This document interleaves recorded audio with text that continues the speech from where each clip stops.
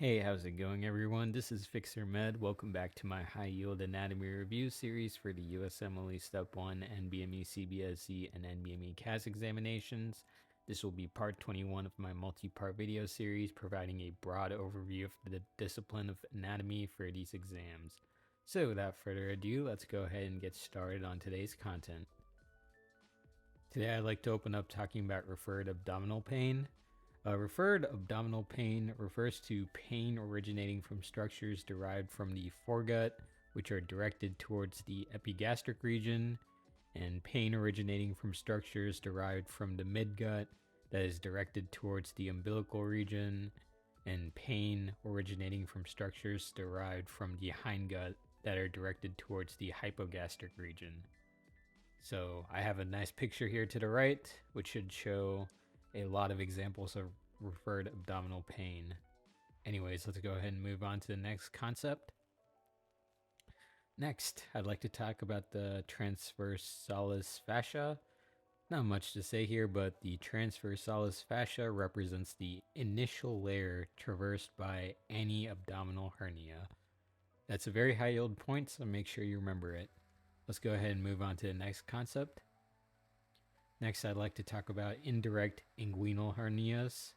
The most prevalent type of hernia, the indirect inguinal hernia, is often considered congenital, particularly in boys aged 0 to 3 years.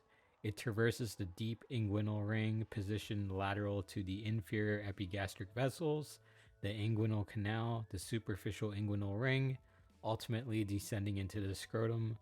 It is approximately 20 times more frequent in males than females, with nearly 1/3 occurring bilaterally. It is predominantly found on the right side due to the right processus vaginalis, typically obliterating later than the left, and the right testes descending after the left. Let's go ahead and move on to some questions now.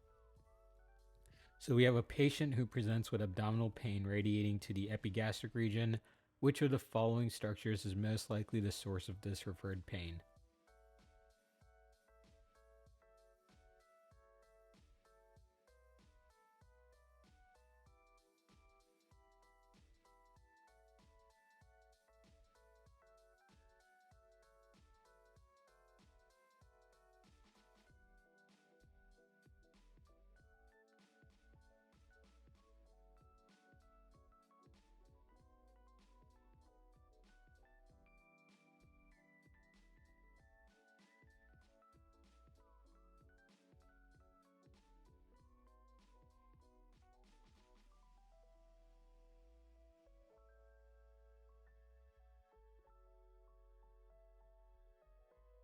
Alright, I think I gave you guys enough time here. If you need more time, feel free to pause the video. Otherwise, moving on now. Pain arising from foregut-derived structures such as the stomach, duodenum, pancreas, and liver is typically referred to the epigastric region. This phenomenon occurs due to the convergence of visceral afferent fibers onto the same spinal segments as somatic fibers from the epigastric region, leading to a perception of pain in this area. Therefore, the correct answer is A, foregut-derived structures. Let's go ahead and see why the other answer choices are incorrect. Midgut-derived structures primarily refer to pain to the umbilical region, not the epigastric region. Hindgut-derived structures refer pain to the hypogastric region, not the epigastric region. Structures of the urinary system, such as the kidneys or ureters, typically refer pain to the flanks or lower abdomen, not the epigastric region. The gallbladder primarily refers pain to the right upper quadrant or the right shoulder, known as Murphy's sign, rather than the epigastric region. Let's go ahead and move on to the next question. Which layer is typically the first structure crossed by any abdominal hernia? Remember, this is the most high yield point I spoke about in one of the slides before this question.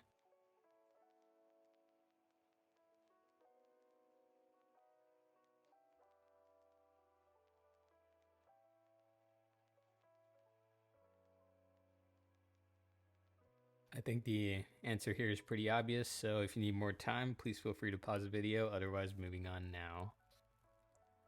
The transversalis fascia is the deepest layer of the anterior abdominal wall lying beneath the transversus abdominis muscle. It serves as a key anatomical landmark for abdominal hernias, as herniation often begins by protrusion through weakened areas in this layer. Therefore, the correct answer is C, transversalis fascia.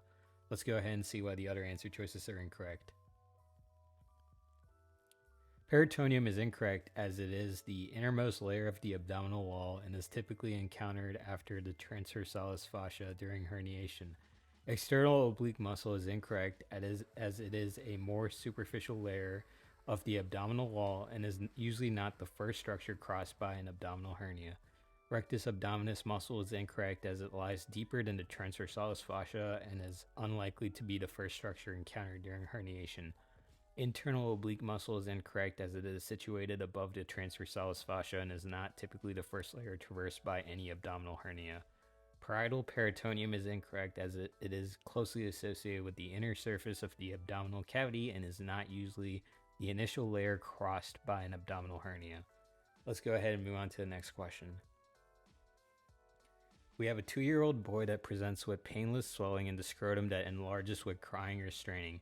Physical examination reveals a palpable mass that descends into the scrotum upon coughing. Which of the following best describes the likely type of hernia that this patient is experiencing?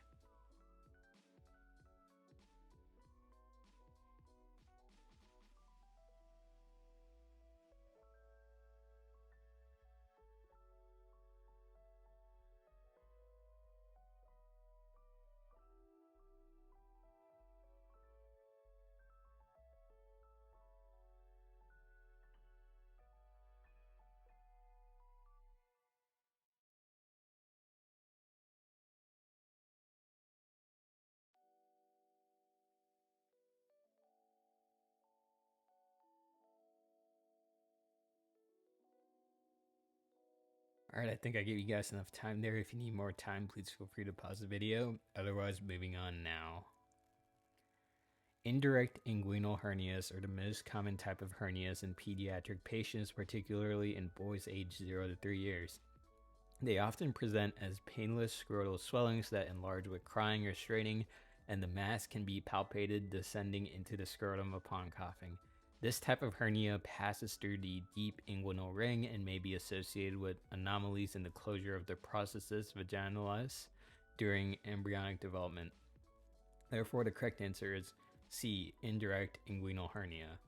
Let's go ahead and see what the other answer choices are and why they're wrong. Direct inguinal hernia is incorrect, as it typically occurs in older individuals and does not descend into the scrotum. Femoral hernia is incorrect, as it presents as a bulge in the upper thigh and is less common in pediatric patients. Umbilical hernia is incorrect, as it manifests as a protrusion of the umbilicus and is not associated with scrotal swelling. Ventral hernia is incorrect, as it refers to a hernia that occurs along the midline of the abdomen, not in the inguinal region. Incarcerated hernia is incorrect, as it describes a hernia that becomes trapped and cannot be reduced, leading to potential complications such as bowel obstruction or strangulation.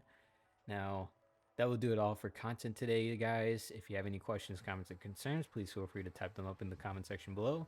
Also would appreciate if you could leave a like and subscribe for more content like this in the future if you enjoyed the video. If not, this is FixerMed signing off. Be sure to have a great day, everyone. Good luck studying, and goodbye.